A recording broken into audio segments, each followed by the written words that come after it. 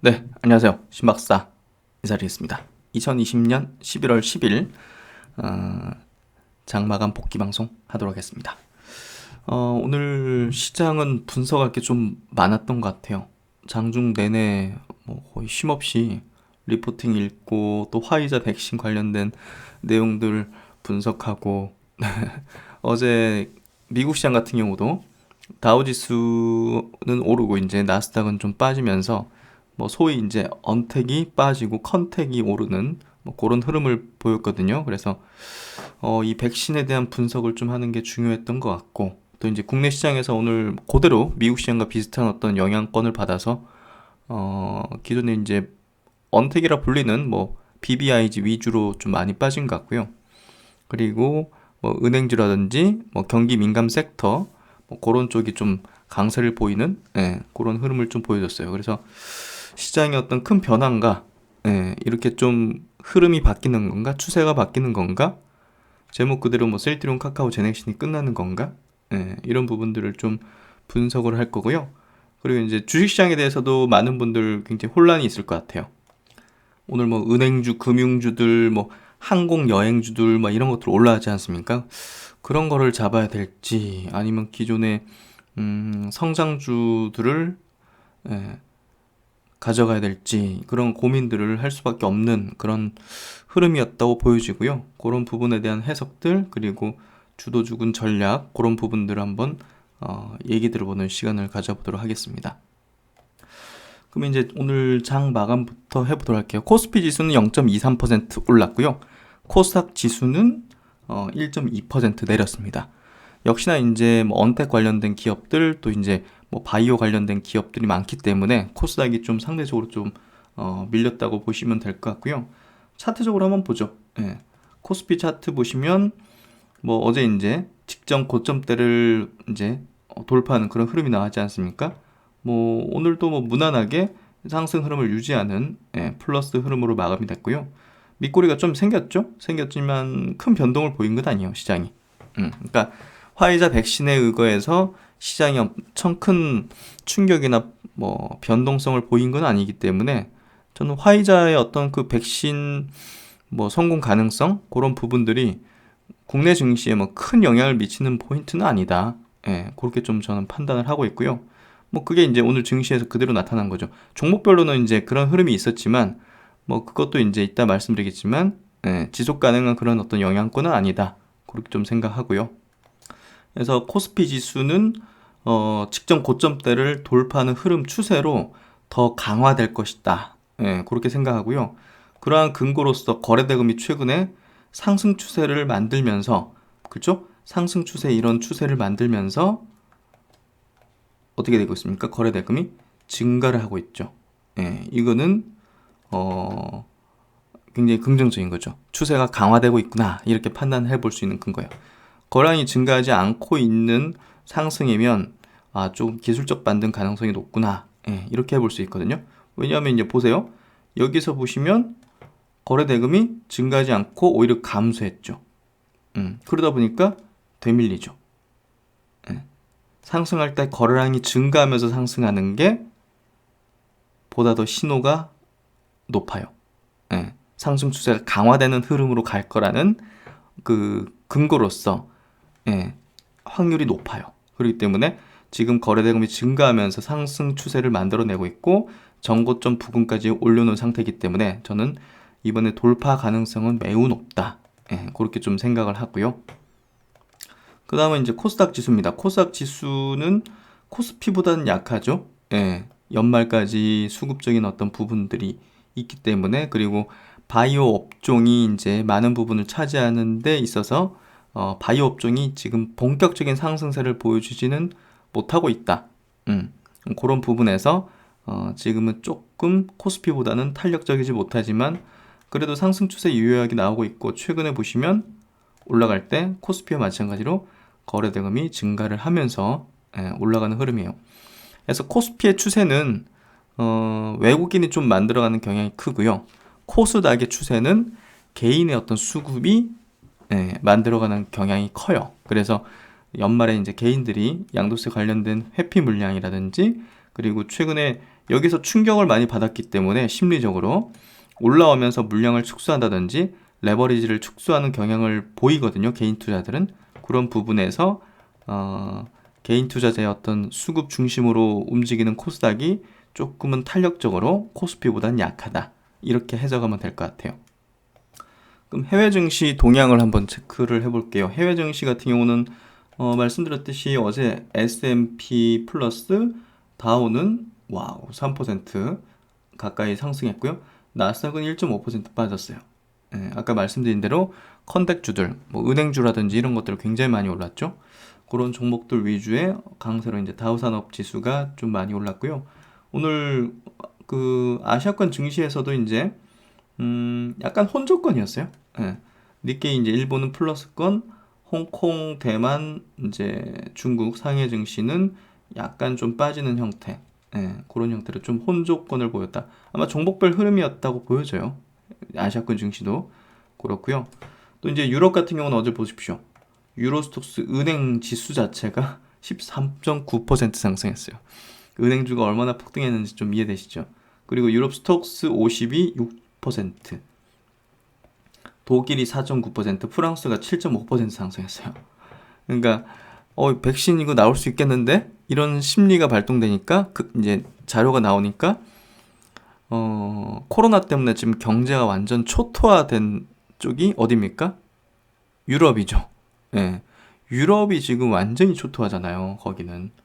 봉쇄까지 하고. 그러다 보니까 코로나에 대해서 긍정적인 어떤 이제 뭐 치료제, 백신이 이렇게 또 나오다 보니까 자료가 나오다 보니까 더 민감하게 반응을 했던 걸로 보여져요. 그래서 이제 화이자의 백신을 분석하는 게 조금 더 중요해서 오늘은 거기에 조금 시간 할애를 좀 했고요. 그런 내용들을 말씀드릴게요. 그럼 이제 미국 시장에서 보면 이제 종목별로 좀 흐름이 어땠는지 이제 한번 보면요.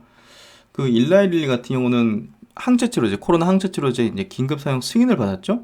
장 끝나고 나왔거든요. 그래서 어제 이제 그 뭐 그냥 보합 정도 마감했는데 지금 보니까 시간으로 한 3% 가까이 상승하고 있더라고요. 그리고 이제 같은 또 항체치료제 관련해서 경쟁사죠. 리제네론 같은 경우는 어제 화이자 백신 관련된 긍정적인 소식 나오니까 6%까지 빠지다가 막판에 1.8% 약세로 마감해서 긴 양봉으로 만들어졌죠. 그러니까 투자 이제 이렇게 해석하시면 돼요. 화이자의 백신이 이제 긴급 사용 승인 받을 수 있을 것 같아요. 제가 볼 때는. 그렇게 되는 부분이 심리적으로는 아마 이런 영향권을 주는 것 같아요. 치료제든 그리고 이제 뭐 언택 관련주 뭐 네이버, 카카오든 뭐 애플이든 아마존이든 이런 기업에 대해서 투자 심리적으로는 이제 부정적으로 일시적으로 주긴 하지만 보세요. 금세 회복되는 거 보세요. 그러니까 이런 것들이 뭐냐면 백신이 나온다고 한들 그게 보급되는데 시간 많이 걸리고 이게 종식될지도 모르고 그 효능 자체가 뭐 어떻게 이제 보급되면서 나올지도 모르기 때문에 아니 컨택주들 뭐 은행주들, 여행주들, 항공주들 이런 것들이 실적이 뭐 개선될지 그 여부는 불확실하거든요. 그러니까 그냥 투자 심리적으로 일시적으로 수급이 빵 들어오면서 제가 볼 때는 그런 거 들고 있는 사람은 차익 실현을 해야 된다 봐요. 무슨 얘기 하시겠죠? 그러니까 뭐 화학 섹터라든지 뭐 경기 민감한 섹터에서 뭐 반도체라든지 이런 것들은 중기적인 관점으로 한번 볼 수도 있겠지만 사실 뭐 여행을 어떻게 하겠어요? 제가 볼 때는 최소한 뭐 2년 내로는 전 세계 여행 뭐 수요라든지 항공 수요는 늘어날 수도 없고 제가 볼 때는 그런 부분에서는 사실 테마 성격 약간 그런 어떤 일시적인 수급에 의해서 펑 튀는 걸로 좀 봐야죠. 그래서 다시 이렇게 또 회복되는 흐름을 보였다. 이렇게 좀 보시면 될 것 같고 어제 바이오 쪽에서는 컸던 게 이제 그 바이오덴이죠. 이 치매 치료제 그거 그 의견 부정적으로 나오면서 28% 거의 30%가 빠졌고요. 근데 특이한 건 요거 영향으로 삼성 바이오가 6% 올랐는데 안 빠지죠? 정말 희한한 것 같아요. 정말 희한한 것 같아요. 누가 인위적으로 관리를 하지 않으면 저렇게 될 수가 없는 시세가 삼성 바이오에서 나오고 있다는 거. 그리고 오늘 셀트론 그룹주는 시작부터 어떤 물량이 쏟아지면서 장대 음봉으로 분봉을 만들어 버리더라고요. 그래서 야, 역시나 진짜 대단한 것 같아요. 인위적인 시세 흐름 자체가 정말 상반되게 만들어지더라고요. 그래서 바이오젠이 이렇게 폭락에도 불구하고 삼성바이오는 굳건했죠. 좀 특이한 사안이고요. 그래서 어제 보시면 뭐 미국 쪽에서 바이오 업종은 사실 바이든의 이제 그 오바마 케어에 대한 기대감 그런 부분 때문에 특별하게 밀리진 않았고요. 그리고 이제 기술주들이 어제 좀 일시적으로 빠졌다 보여져요. 제가 볼 땐 기술주들은 뭐 바이든 시대에서는 수익률이 그렇게 크게 좋을 것 같진 않아요. 사실 올라올 만큼 많이 올라왔고 그래서 제가 볼 땐 이런 거 들고 계신 분들은 만족하고 매도해도 되지 않을까요? 예. 그러니까 이제 상대적으로 내년에는 신흥국 쪽에 대한 어떤 포지션이 훨씬 더 수익률 면에서 좋을 것 같고 한국, 대만, 중국 같은 국가의 주들 그런 쪽이 아마 실적 개선도 더 상대적으로 좋을 거라고 보여지거든요. 그래서 제가 볼 때는 이 빵 기업들이라든지 미국의 기술주를 이제 들고 계신 분도 많으신 것 같은데 저는 안전하게 이 실은 다 하셔도 좋지 않을까요? 조심스럽지만 제 의견입니다. 그 정도 드리고 보시면 뭐 존슨앤존슨 뭐 바이오 업종의 제약 업종 종목들은 올랐어요. 그러니까 그뭐 언택 컨택 그런 거 가리는 게 아니라는 거죠, 이쪽은. 그리고 이제 JP 모건, 비자 뭐 이런 컨택, 뭐 카드 업체, 신용카드 업체, 은행 업종 이런 것들이 올랐죠. 유나이티드 헬스는 이제 오바마케의 대표적인 수혜주기 때문에 요건 제가 볼 땐 중기적인 관점으로 올라갈 것 같아요. 그래서 미국 시장의 종목들을 보면 대략 이제 어떻게 어제 흘러가는지 좀 알 수 있죠. 월트 디즈니 이것도 오프라인으로 이제 놀이동산 같은 거니까 그런가 보네요. 뱅크 오브 아메리카 은행 업종 코카콜라 화이자는 이제 백신 때문에 많이 올랐다가 음봉으로 좀 꺼졌네요.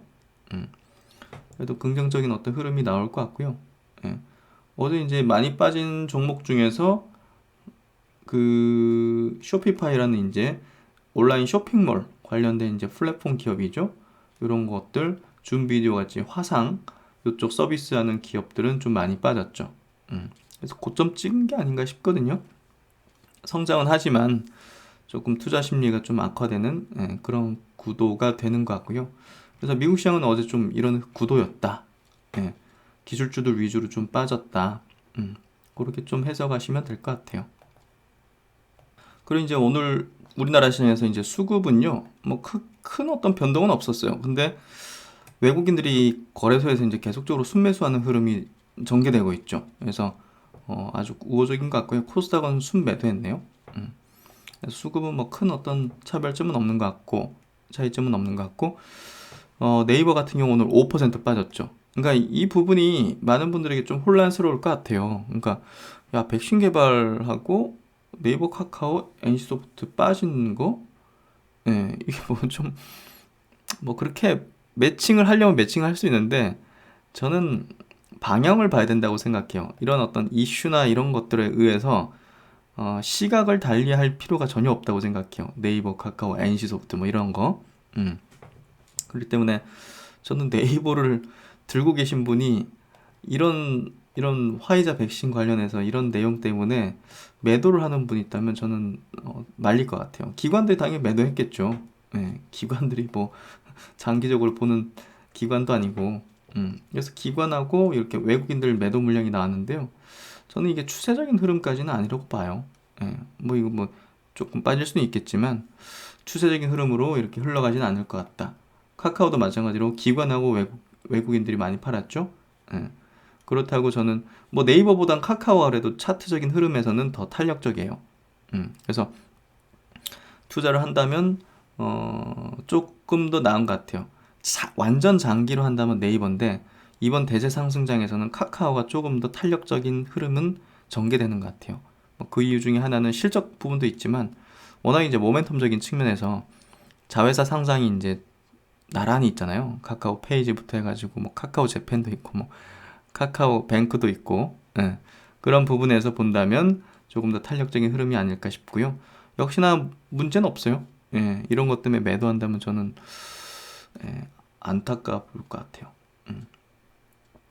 그리고 이제 NC소프트 같은 경우도 5.5% 빠졌잖아요. 이게 뭔 상관입니까? 사실 그냥 투자 심리적으로 그렇게 딱 구획을 그냥 딱 제시를 하니까 예, 이런 식으로 시세가 만들어진 것 같고 그 시세를 누가 주도했겠어요? 기관하고 외국인들이 주도했겠죠. 외국인도 뭐 여기 개인 투자자입니까? 예, 다 기관이지. 그러니까 기관 성격의 자금들이 이런 거에는 반응을 하거든요. 그래서 그런 거에 의해서 이렇게 좀 빠졌다 보시면 될 것 같아요. 근데 그런 수급은 단기 수급이지 중기적인 어떤 수급이라든지 추세적인 수급이 아니에요. 아셨죠? 이런 이슈에 의해서 반응하는 수급은 단기 수급입니다. 기관성 자금들이 뭐 중장기 수급도 있지만 대부분은 단기 수급이라고 보시면 될 것 같아요. 단기라면 분기 단위로 투자하는 어떤 그런 단위 투자죠. 그래서 오늘 보시면 뭐 그런 흐름들, LG화학도 좀 빠졌죠. 4%. 근데 삼성 SDI는 별로 안 빠졌어요. 안 빠진 게 아니라 보합이죠. 역시 이제 기술적으로는 LG화학 대비해서는 우위죠. 예, 전고점을 돌파한 상태에다가 역사적 신고가 구간에 있기 때문에 그런 부분에서 보다 더 탄력적이면서 강한 어떤 시세 분출의 흐름을 보이고 있거든요. 그래서 이런 거 뭐 화이자 때문에 매도하는 분이 있다면 역시나 안타까울 것 같아요. 예, 전혀 매도할 필요가 없죠. 그래서 이건 뭐 안전 탑승이죠. 예, 강제 안전벨트 메어진 상태로 탑승된 열차 아닐까 싶은데요. 표현하자면, 비유를 하자면. 그렇게 보시고 저는 좋다고 보고요. 일진 머티리얼즈 최근에 우상향 패턴 계속 보여주고 있죠. 예. 그리고 제가 조언 드린 게 실적 혹여라도 별로 안 좋게 나온다 하더라도 매도할 필요는 없다. 제가 볼 때는 중기적인 관점에서 흐름을 이제 만들 수 있지 않을까 그렇게 좀 바라본다 그렇게 말씀드렸고 그리고 현대차, 기아차도 오늘 흐름 좋았죠. 뭐 컨택이죠. 예, 자동차 업종은 대표적으로 경기 민감 섹터로서 0.5% 현대차 올랐고요. 기아차도 4.2% 상승하면서 직전 고점대를 이제 돌파하는 그런 흐름이 나오면서 역시나 현대차보다 차트적인 흐름에선 더 강하다. 예, 그렇게 좀 해석하시면 될 것 같고 SK바이오팜도 이제 시총 상위주로서 오늘 플러스권 마감되어졌고요. 대한유화 같은 경우는 이제 최근에 강조드린 2차전지 이제 소재주죠. 오늘도 플러스권 유지를 했습니다. 좋은 흐름 내어주고 있고요. 그리고 박셀바이오는 이제 시세가 꺼지는 것 같아요. 예, 뭐 일단 14%의 시간에도 이제 빠지는 흐름이기 때문에 어쨌든 좀 시세를 고점을 좀 찍은 게 아닌가 그렇게 좀 생각이 되고요. 최근에 컴투스 같은 경우 이제 게임주 모멘텀 말씀드렸는데 오늘 3% 빠졌잖아요. 화이자 때문에 이게 밀린다면 어마어마한 기회 아닐까요? 저는 그렇게 생각합니다. 그래서 무난한 어떤 저는 흐름이 나오지 않을까 생각되고 올 시즌은 뭐 예상한 대로 빠졌죠. 화이자 관련된 부분이 진단키트주들은 우르르 이제 밀리게 만들었고 사실 시즌 같은 경우는 진단키트주들은 저는 이번 3분기 실적 발표 전후 해가지고 다 정리하는 게 맞지 않을까? 예, 이미 이제 많이 올라왔잖아요. 예, 많이 올라왔고 어찌됐든 코로나 상황이라는 게 백신이 승인 받으면 한풀 꺾이는 거다 보니까 그런 부분에서 가장 영향을 받는 거는 진단 키트일 수밖에 없거든요. 그런 부분에서 이제 접근한다면 조금 진단 키트 쪽 부정적이지 않을까 그런 생각이 좀 들고요. 그 KINX가 이제 어제 실적 발표가 컨센 대비 조금 낮아가지고 좀 많이 떨어졌는데 오늘도 많이 떨어졌죠. 오늘은 이제 그 이제 화이자 백신에 의한 어떤 언택주들의 이제 동반 하락이 뭐 결합돼가지고 빠진 것 같고요. 제가 볼 땐 요 정도 자리 내려왔으면 이거는 굉장한 기회일 것 같아요. 그래서 제가 볼 때는 요 자리까지 내려온 거는 어제 빠진 건 뭐 기업 자체의 내용이라고 봐요. 근데 오늘 빠진 거는 기업 자체 내용보다는 시장 외적인 상황이기 때문에 이런 거에 의해서 빠질 때는 저는 보통 받아버리거든요. 그래서 제가 볼 땐 좋은 기회가 아닐까 싶고요. 가비아 같은 경우도 마찬가지로 여기서 어느 정도 저점을 형성하는 형태이기 때문에 뭐 오늘 뭐 언택주 동반 하락이 똑같이 작용했다 그렇게 좀 해석이 되고요. 그럼 바이오주들 한번 보면 오늘 그 CMO 관련주들은 강했어요. 예, 백신 관련돼서 야 이거 승인 받을 수 있지 않을까 하는 그런 기대감이 불었으니까 당연히 녹십자 1% 상승했죠. 예, 장중에는 뭐 한 10% 넘는 13% 상승까지 보였었고 SK케미칼도 1.4% 강세로 거의 전고점 부근까지 왔어요. 예, 그래서 야 이거 승인 제가 이제 그때 말씀드렸죠. 승인 기대감에 의해서 시세 분출이 될 때 정리를 하시면 깔끔할 것 같다. 바이넥스도 이제 CMO 관련 기업이기 때문에 실질 수혜를 볼진 모르겠지만 어쨌든 거기에 동반된 수급이 작용하면서 플러스 만들어준 것 같고요. 그리고 뭐 삼성바이오는 오늘 1% 정도 빠졌어요. 예, 조금 정말 특이한 종목 같고요. 예, 셀트리온 같은 경우 오늘 2.98%. 예, 어제 시간외가 많이 안 올랐잖아요. 예, 그리고 사실 램시마 SC에 대한 매출이 올라오면서 아마 어닝 서프라이즈 식으로 됐기 때문에 실질적으로는 그게 이제 헬스케어가 이제 판매가 되는 부분이 중요한 포인트거든요, 사실은. 그래서 어제 실적의 어닝 서프라이즈 자체가 엄청난 모멘텀까지는 아니죠, 사실. 예. 그러니까 램시마 SC가 뭐 한 3천억 팔렸다 이런 거라면 이제 모르겠지만 그렇기 때문에 어제 뭐 어닝 서프라이즈를 이제 낮춘다는 개념이 아니라 사실 램시마 SC가 많이 팔려야죠. 예, 그런 관점으로 본다면 사실 뭐 오늘은 약간 조정받을 수도 있었는데 화이자 백신에 대한 투심 그런 부분이 조금 더 영향을 미친 게 아닌가 그렇게 좀 생각이 되고요. 뭐 그런 것들은 뭐 단기적인 어떤 심리, 투자 심리일 뿐이기 때문에 투자 전략이 변경될 필요는 전혀 없죠. 그리고 셀트론 헬스케어도 한 2% 정도 밀렸고요. 뭐 전체적으로 셀트론 그룹주들 2%대로 오늘 좀 밀렸는데 제가 볼 때는 화이자의 영향으로 밀어버린 것 같아요. 그런 투자 심리가 오늘 시장을 전체적으로 억눌렀기 때문에 사실 셀트론 그룹주들은 인위적인 어떤 장 초반부터 인위적인 어떤 흐름이 가해지잖아요. 그런 부분에서 뭐 명분상 그런 것들을 좀 가지고서 한 게 아닌가 그런 생각이 들어요. 그리고 이제 오늘 제넥신이 많이 빠졌죠. 오늘 국내에서 백신 개발하고 있는 그런 기업들이 좀 많이 빠졌죠. 셀리드라든지 제넥신 이런 쪽이 많이 빠졌는데 오늘 야 제넥신 10%나 이렇게 빠지나? 그러니까 오늘 전체적으로 뭐 기관 외국인도 이제 많이 팔았긴 하지만 외국인은 어차피 프로그램으로 들어왔던 것들 나가는 부분이니까 뭐 이상한 것도 아닌데 기관들이 좀 매도를 하네요 최근에. 그래서 어쨌든 뭐 오늘 시세는 조금 과도하게 좀 빠지긴 했지만 제가 볼 땐 뭐 부정적으로 볼 필요는 없을 것 같아요. 요 정도 이제 기술적인 흐름으로 보더라도 뭐 요 정도는 뭐 감내할 수 있다 생각하고요.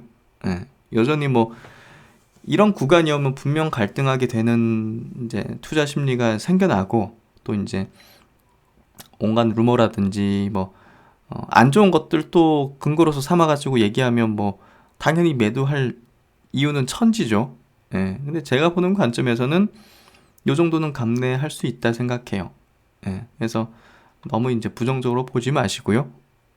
어찌됐든 뭐 제넥신 백신 안 만드는 것도 아니고 백신을 가지고 있는 국가여야 되기 때문에 그 주권 국가로서의 어떤 역할을 해야 되기 때문에 정부는 계속 밀어붙일 거고 지원을 해줄 거고 제넥신은 DNA 백신이라는 또 다른 차원의 또 백신을 아마 계속적으로 잘 해나갈 거라 생각합니다.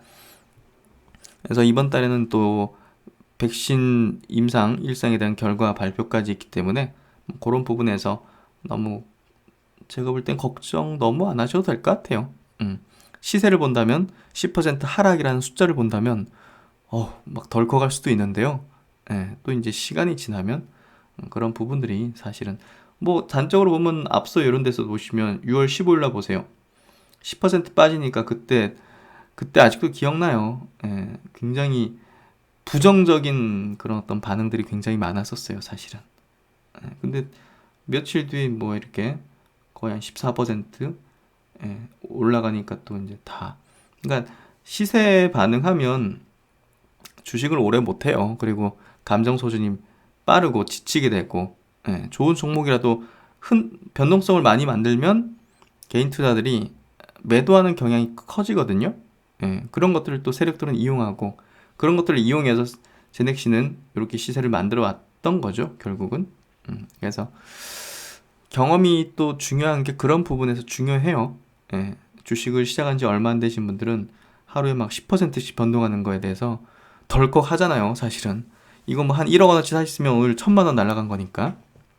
근데 저는 뭐 특이한 어떤 상황은 아니라고 봐요. 제가 말하는 특이한 상황은 전략을 수정을 고민해야 될 정도의 어떤 그런 특이 상황? 그런 것까지는 아니라고 봐요. 그래서 너무 걱정 안 하셔도 될 것 같고요. 그래서 오늘 종목별로 좀 올랐던 거 한번 볼게요. 정유주들 보시면 SOL 14%, GS 6%. 항공주들 많이 올랐죠? 진에어, 대우, 대한항공, 제주항공, 티웨이항공 한 10%대. 근데 대부분 이제 다 음봉이었어요. 이렇게. 그래서 일단은 뭐 매도, 왜냐면 다 물려있는 상황이니까 올라오면 매도하려는 사람들이 막 넘치잖아요. 그래서 저는 정별 상태의 종목들을 당연히 선호하고 그런 종목들을 위주로 투자를 하지, 이런 역별 상황에서는요. 보세요. 이거 다 물려있잖아요. 다 물려있기 때문에 이거 반등만 나오면 이제 팔겠다는 사람이 지금 계속 대기를 하고 있는 상황인데, 이거를 왜 삽니까? 갖고 있는 사람이 있으면 팔아야죠. 그렇게 좀 저는 바라보고 있고요. 그러니까 이제 저런 식으로 매물이 계속 나오는 겁니다. 생명보험도 마찬가지로 한화생명 이런 거 보세요. 오랜 기간 수년간 지금 역별로 돼 있기 때문에 올라오면 팔겠다는 사람이 지금 질배해요. 미래생명, 삼성생명, 뭐 삼성생명도 얼마 전에 뭐 이건희 회장 이제 돌아가셨을 때 올라오니까 이제 물량 나와가지고 그냥 푹싹 주저앉잖아요. 그래서 이제 생명보험사들도 뭐 저가 메리트 바라보면서 저는 매수하는 건 좀 뭐 제 어떤 투자 관점에서는 안 맞고요. 카지노도 마찬가지로 뭐 수년간 지금 계속 뭐 사드 때부터 해가지고 내리막만 이제 걷는 그런 어떤 업종이잖아요. 대표적으로 뭐 GK라든지 보십시오. 파라다이스라든지 이런 것들이 그렇기 때문에 사실 올라오면 무조건 뭐 나오겠다는 물량들이 막 넘치거든요. 그래서 이런 것도 올라온다고 투자하면 안 된다 보고요. 여행주도 마찬가지입니다. 뭐 사드 때문에 막 뭐 하나투어 이런 것들 계속 빠지고 있던 것들 올라오면 매물이 그냥 툭툭 나오는데 이걸 어떻게 들고 갑니까? 신규 매수하는 거는 제가 볼 때는 뭐 굉장히 위험하죠.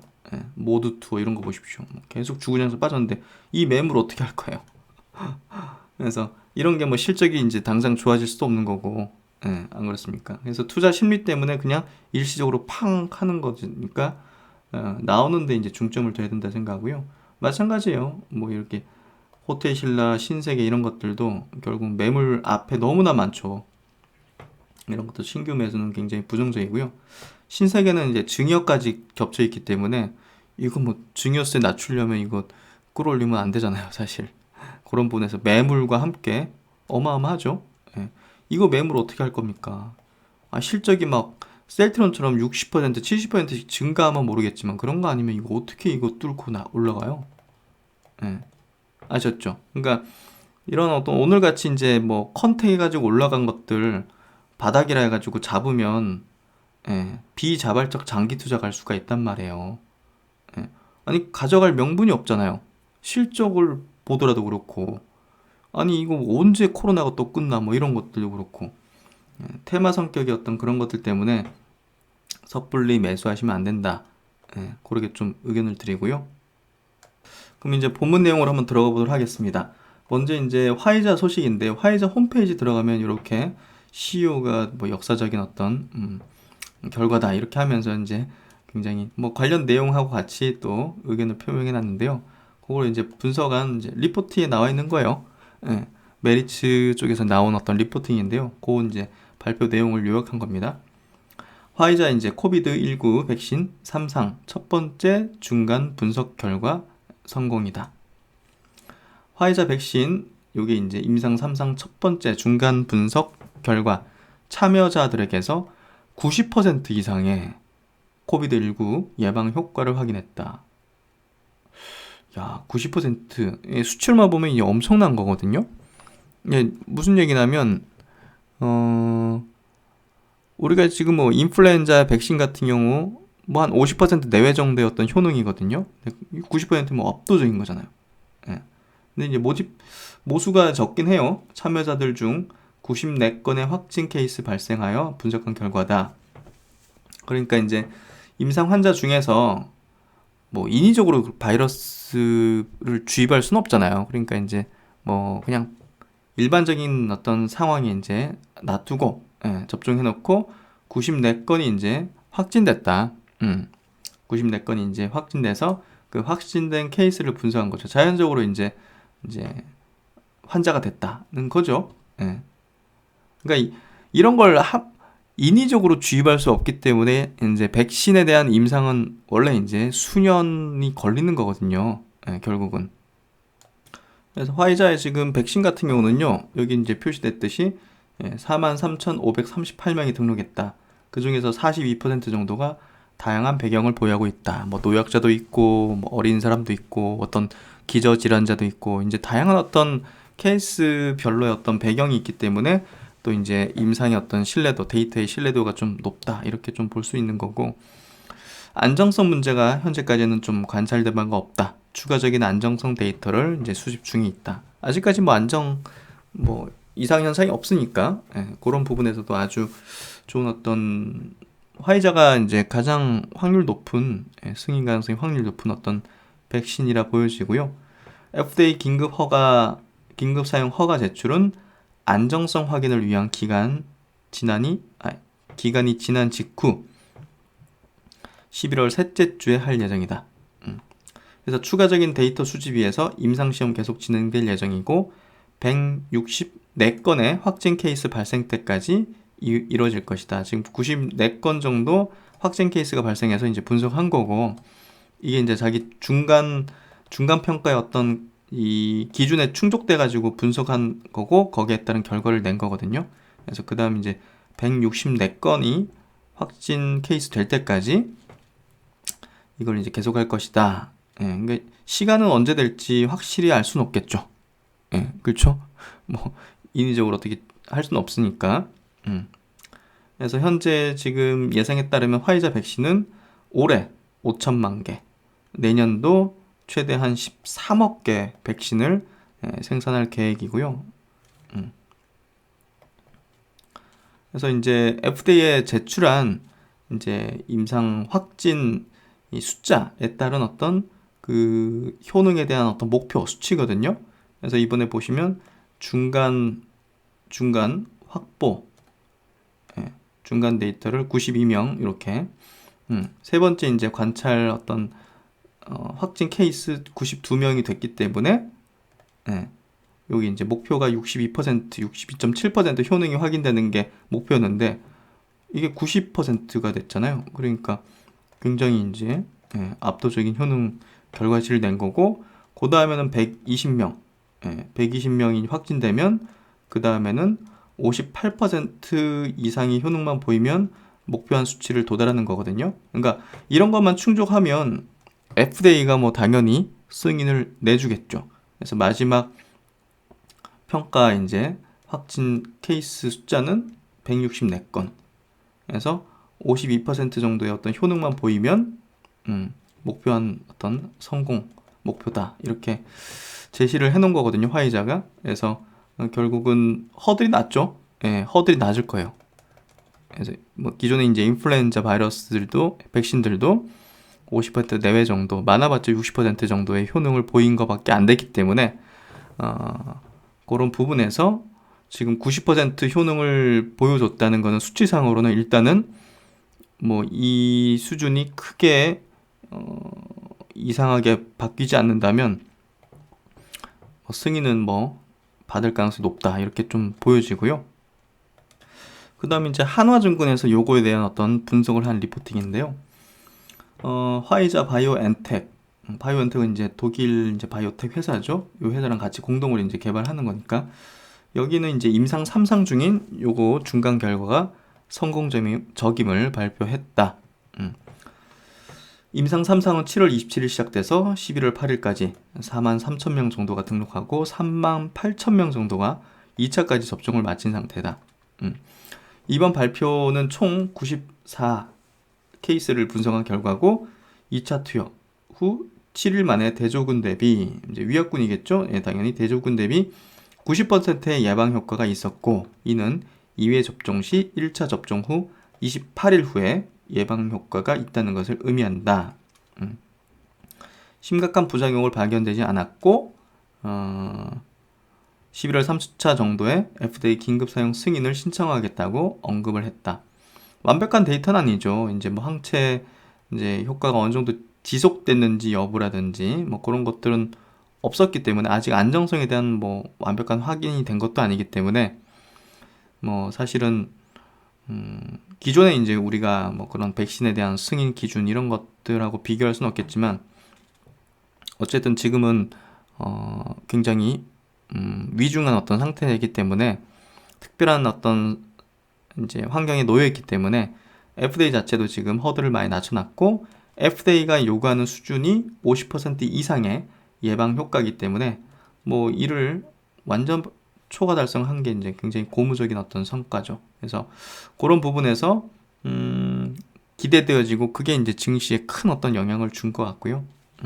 어쨌든 전체 데이터 확보되면 이제 임상 결과를 또 공개할 예정이고 아까 이제 또 확진 숫자가 이렇게 될 때까지 이렇게 또 사례 발표를 아마 하게 될 것 같아요. 그래서 기대감은 좀 높아지는 어떤 흐름이다.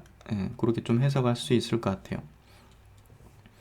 그리고 이제 이미 생산 계약 자체를 보시면 미국 정부하고 6억 도주, 일본하고 1.2억 도주, 유럽하고 3억 도주 체결했거든요. 캐나다하고도 했고 생산 사이트는 뭐 화이자 쪽 4곳, 바이오엔텍 쪽 2곳을 이용하고 향후에는 또 그 코백스라고 이제 이쪽 뭐 연합 단체죠. 예, 그런 쪽 시설에서 또 공급 가능성도 밝혔다 해서 공급 부분은 뭐 거의 확보된 것 같아요. 그래서 뭐 이미지로 보시면 이렇게 미국의 3곳 그리고 벨기에 독일 2곳 이렇게 해서 이제 사이트가 확보가 되어 있는 걸로 알려져 있어요. 그래서 생산할 수 있는 그런 어떤 이제 사이트까지 확보가 돼 있고 계획이 돼 있기 때문에 화이자가 아마 가장 선두로 승인 받을 것 같고 아마 보급한다 하더라도 이쪽에서 가장 먼저 하지 않을까?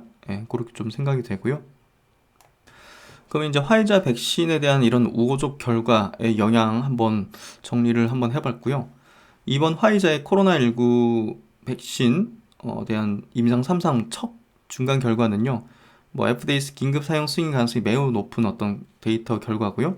안정성이라든지 뭐 항체 지속 시간 등에 대한 자료는 뭐 공개되지 않았지만 62%라는 그 목표 효능 대비해서 뭐 90%라는 압도적인 결과를 보여줬기 때문에 뭐 기대 가치를 높이기에는 충분했다 보여지고요. 뭐 그렇다 하더라도 이제 셀트론의 항체 치료제에 대한 어떤 투자 가치를 기대치를 낮출 필요는 없다고 생각하고요. 제넥신의 코로나19 DNA 백신에 대해서도 뭐 저는 부정적일 필요는 없다고 생각합니다. 화이자의 이제 성공적인 결과 승인 가능성이 뭐 전 세계 보급으로 이어지는 부분은 또 다른 문제고 일부 선진국 위주로 아마 보급될 거고요. 치료제 백신 주권을 위한 정부의 지원과 임상의 지속적인 어떤 유인은 여전히 강력할 수밖에 없습니다. 그리고 이제 코로나 이 바이러스는 유행병처럼 돌 수밖에 없는 거기 때문에 그 모멘텀 자체도 저는 이어진다고 봅니다. 그래서 뭐 이런 어떤 내용으로 막 시장이 막 이렇게 뭐 업종별로 이렇게 했던 거는 사실 저는 일시적으로 생각하고요. 그래서 이거에 따라서 이제 시장이 어떻게 변했는지 한번 정리해보면 컨택주 상승, 언택주 하락. 미국 같은 경우도 다우지수가 오르고 나스닥이 내리고 유럽 증시 크게 올랐죠. 현재 유럽 같은 경우는 경제 컨택 비중이 굉장히 높거든요. 유럽은. 그래서 코로나 상황이 최악이기 때문에 아마 백신에 대한 이런 결과가 시장을 굉장히 끌어올려줬고요. 국내 증시에서도 이제 언택 진단키트 치료제 백신주 하락을 했어요. 이 중에서 저는 진단키트는 좀 피크 찍는 어떤 형태인 것 같고 나머지는 부정적으로 볼 필요는 없다 봐요. 그래서 네이버, 카카오, NC소프트, 시젠, 뭐 제넥신, 셀트리온 그룹주들이 좀 약세를 보였고요. 녹십제, SK케미칼, 바이넥스 등 이 CMO 기업들은 오늘 강세를 보였죠. 반면에 이제 항공, 여행, 호텔, 카지노, 은행, 금융주, 자동차, 정유, 화학, 유통, 5G까지. 5G도 역시나 이제 그 설비 투자를 하려면 결국 이제 오프라인으로 이제 기지국 건설하고 이렇게 해야 되잖아요. 그렇기 때문에 코로나 상황에서 좀 여의치 못했던 부분이 백신으로 인해서 좋아질 거다. 이런 투심이 좀 작용한 거죠. 그래서 아까 짚어봤지만 미국 시장에서도 뭐 줌 비디오라든지 쇼피파이, 시총 상위 기술주는 약세를 보였고요. 뭐 다소 일시적인 투자 심리적인 요인이라고 봅니다. 국내 시장에서도 코로나와 상관없이 BBIG 섹터군의 주도주의 실적 개선의 방향성은 확고해요. 코로나하고 상관없이. 이에 따라서 저는 투자 전략은 코로나 환경과 무관한 실적 성장의 종목에 집중해야 한다고 생각합니다. 대표적으로 진단키트주에 대해서는 최근에 뭐 3분기 실적 시 주가 피크 부정적 의견을 이제 드렸고요. 뭐 코로나 상황이 거치면 실적이 꺾일 수밖에 없죠. 그런 부분에서 말씀을 드린 부분이고, 역시나 탑픽은 바이오시밀러 2차 전지 쪽입니다. 이쪽은 뭐 전혀 실적이 뭐 코로나가 이제 좀 완화된다 하더라도 뭐 실적이 뭐 달라지거나 그럴 이유가 전혀 없는 거죠. 그래서 이쪽에 대한 투자 의견은 여전히 똑같고요. 이번에 보시면 중국에 이제 굉장히 유망했던 시노백 백신이 심각한 부작용 때문에 브라질 임상을 이제 돌연 중단을 했다고 해요. 그러니까 사실 이제 백신이라는 게 만약에 화이자에서 오케이가 됐다, 승인이 됐다 하더라도 뭐 그 한두 개 업체가 다 커버할 수도 없을 뿐더러 치료제도 마찬가지지만, 그래서 이런 어떤 부작용 사례들이 발생하면서 탈락되는 기업들이 발생하면 그만큼 또 이제 향후 전 세계 보급에 있어서 이제 부정적인 거거든요. 그래서 그런 부분에서 제넥신에 대해서는 저는 뭐 부정적으로 이제 바라볼 필요 없다 생각해요. 그리고 이제 일라이릴리 같은 경우는 경증 코로나 환자 치료제로서 항체 치료제를 최초로 이제 FDA로부터 긴급 사용 승인을 받았습니다. 그래서 최초로 이제 공급을 하게 되고요. 좋은 소식이죠, 셀트론에게는. 이렇게 이제 그렇게 좋은 효능을 낸 건 아닌데도 불구하고 이랬다. 입원율과 응급실 방문 횟수를 줄이는 데 효과적이었다. 여기 혈장이라고 잘못 표시했는데, 항체 치료제 릴리사의 이제 항체 치료제를 452명 경증 코로나 환자에게 투여를 한 결과 주입한 환자의 1.6% 정도가 입원하거나 응급실을 방문했는데, 위약 그냥 대조군인 위약받은 환자는 6.3%. 이게 인정받은 거죠. 약의 효능이 있다 이렇게 인정을 받은 거죠. 그래서 이제 긴급 사용이 경증 환자 대상으로는 최초고, 이제 길리어드의 렘데스비르 치료제는 중증 환자용이었죠. 그래서 일단은 경증 환자 대상으로 이제 통과가 됐고, 리제네론도 이제 무난하게 아마 통과될 것 같아요. 그러면 이제 사실 셀트론이 미국 쪽에 공급하는 건 쉽지는 않을 것 같고요. 어쨌든 셀트론이 이제 항체 치료를 만들게 된다면 타겟팅은 아마 유럽이 될 거고요.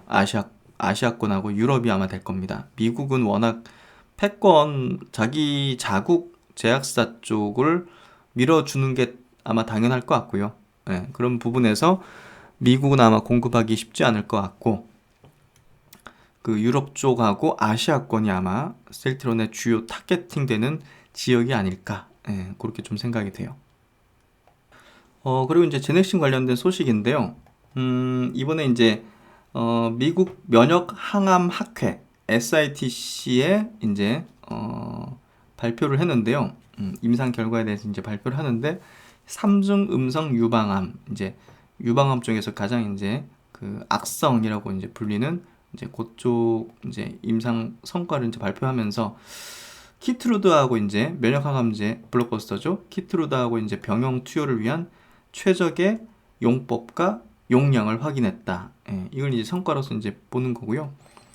지난 이제 아스코 5월달 아스코에서의 어떤 그 객관적 반응률 그 부분은 뭐 비슷한 수준이었어요. 그래서 엄청나게 두드러지게 좋은 어떤 결과가 나왔다 이렇게 좀 표현하기는 어렵지만, 뭐 이번 임상의 목적 자체는 병역2의 어떤 최적 용량, 그거를 확인하는 부분이었기 때문에 이제 약간 이상으로 이제 넘어가는 그런 어떤 단계의 데이터를 확보했다. 이 정도 의미 주면 될 것 같아요. 그래서 뭐 쏘쏘하다 볼 수 있는데 어쨌든 오늘 제넥신의 시세 10% 하락은 화이자 때문이라고 볼 수밖에 없어요.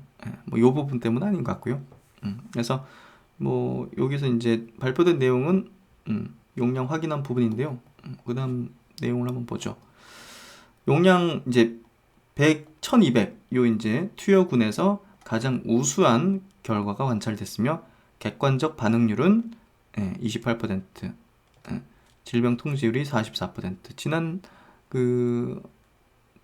5월달 이제 학회에서는 한 33% 정도였거든요. 비슷한 수준이라 보시면 될 것 같고, 제넥신과 네오 이문텍은 이런 임상 데이터를 바탕으로 1200 요 용량을 키트로 다 동시 투여하는 병역요법의 임상 이상을 위한 적정 용량으로 선정을 했다. 그래서 제넥신의 이제 부사장도 뭐 다음 단계인 임상 이상에서 추가 환자를 대상으로 우수한 효능을 확인할 수 있을 것으로 뭐 기대한다. 그리고 네오 이문텍의 이제 수석 부사장도 이번 용량 중량 임상의 중간 결과는 비록 초기 단계 결과이나 고무적이라고 생각하며 치료가 절실한 환자들에게 화학 치료가 아닌 최적의 대안을 제시할 수 있을 것으로 이제 기대한다. 그래서 이 이제 3중 음성 유방암이 이제 재발 후 생존율이 비교적 굉장히 짧은 그런 좀 악성암이기 때문에 또 좋은 결과 기대되죠. 그리고 이제 셀트리온 오늘 여의도권에서 나온 리포팅 부분, 중요 부분들 체크한 부분인데요. 오늘은 셀트리온 관련된 리포팅을 전부 다 읽어보는데 시간을 좀 썼던 것 같아요. 대체적으로 긍정적으로 썼고요. 예. 그리고 대부분 다 이제, 내년도 이제 레미시마 SC, 휴미라, 고농도 시밀러, 그리고 이제 항체 치료제와 진단키트 부문에 대한 어떤 기대를 좀 했고요. 그런 부분들 한번 중요한 부분들 체크해 볼게요. KB 쪽 리포팅이고요. 지속 성장 속에 선택과 집중이 좌우할 2021년이다. 이번 4분기에도 셀트리온 헬스케어 향 바이오시밀러 공급 확대는 지속될 것으로 전망된다.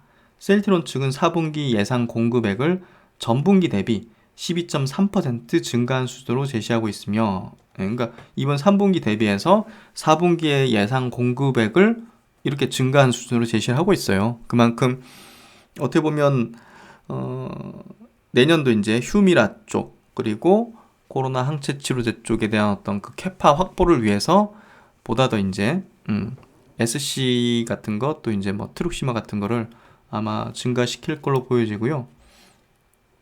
아마 4분기에는 휴미라도 아마 생산 넘기지 않을까요?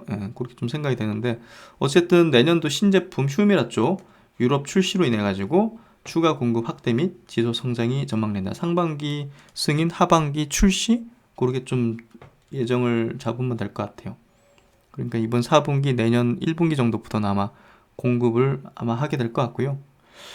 2021년은 생산 제품의 선택과 집중에 따른 실적 변화가 예상된다. 현재 셀트리온은 보유 중인 바이오 의약품 공장을 활용한 바이오시밀러 생산에 집중하고 있으나 내년은 코로나19 치료제 상용화 및 자체 생산 여부에 따른 실적 변화가 예상된다. 그래서 이제 본격적으로 그 여의도권 리포팅에서도 코로나19 치료제에 대한 상용화 부분이 나오고 있고요. 그 부분이 긴급 사용 승인 받으면 이제 실적 전망이 완전히 틀려지잖아요. 그러니까 지금이 이제 주식으로 치더라도 얼마나 싼 거 아니겠어요. 그런 걸 보면 이제 좀 여의도권에서도 코로나19 치료제에 대한 부분을 전부 다 리포팅에 이번에 넣는 걸 볼 수가 있었고요. 왜냐면 후기 임상 단계니까. 그리고 이제 하나금융투자에서 나온 리포팅을 보면요. 뭐 굉장히 좀 좋은 어떤 실적을 냈고 서프라이즈 했다는 표현을 했는데, 일단은 그 램시마 SC를 공급한 물량이 뭐 이번에 늘어나서인지 실적이 늘어났고 7천억 정도를 지금 공급을 했지 않습니까? 그런데 이제 상반기 누적 매출액이 164억에 불과하기 때문에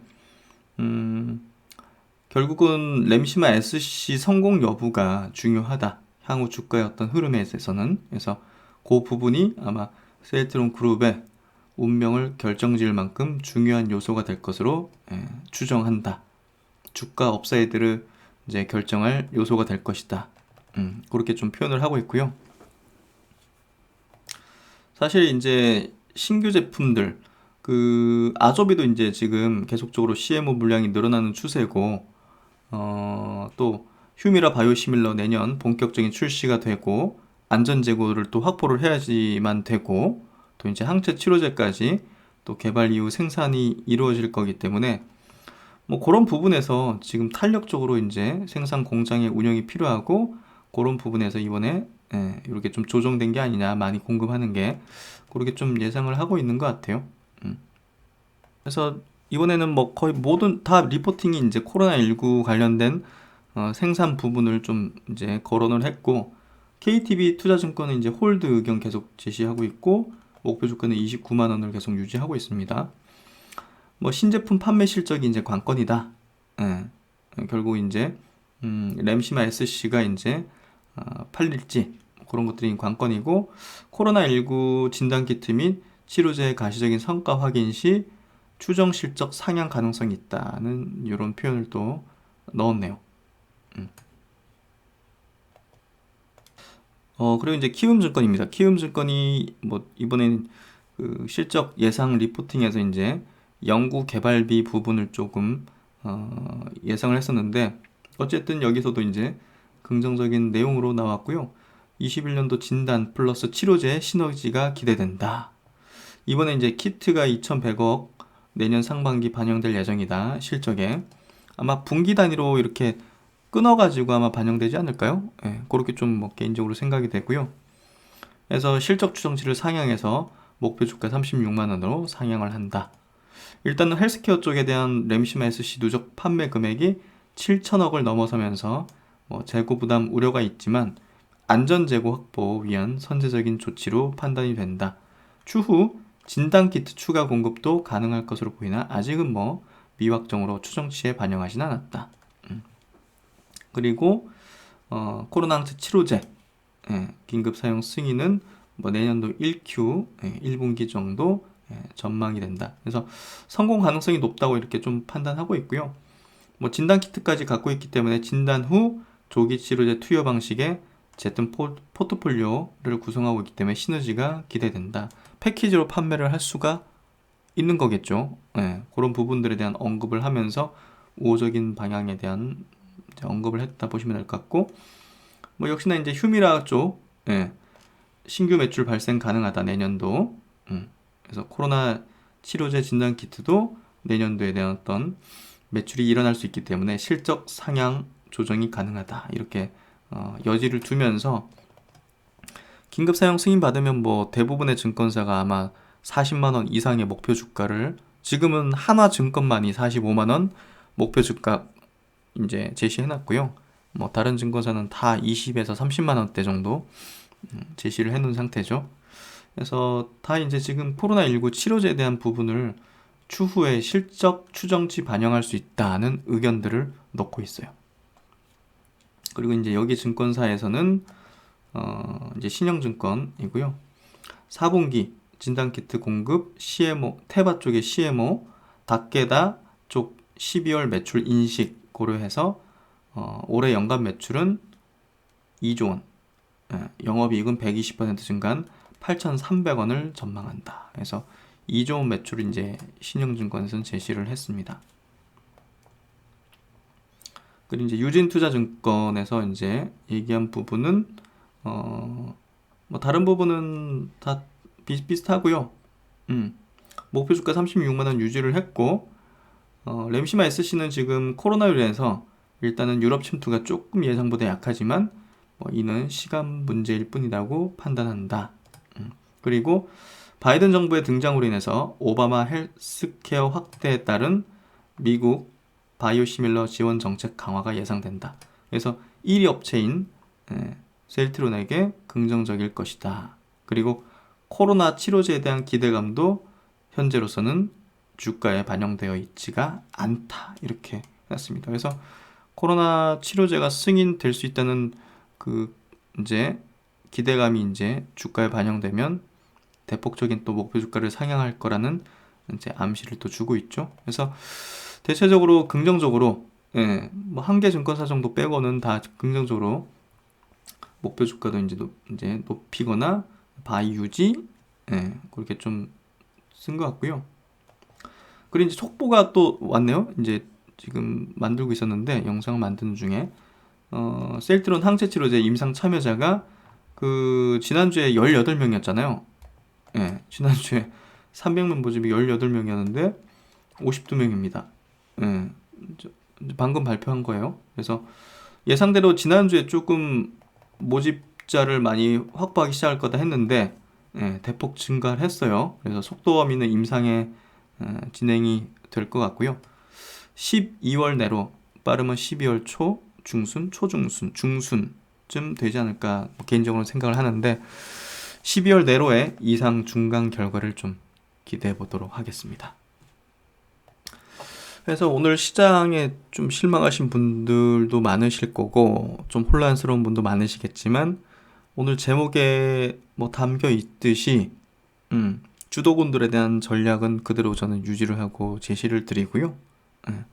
오늘 분석해 드린 거 한번 복기 잘 해보셔가지고 많은 도움이 되시면 좋겠습니다. 네, 즐거운 저녁 시간 되시고 신박사는 또 다음 시간에 뵙도록 하겠습니다. 구독과 좋아요도 꼭 부탁드리겠습니다. 감사합니다.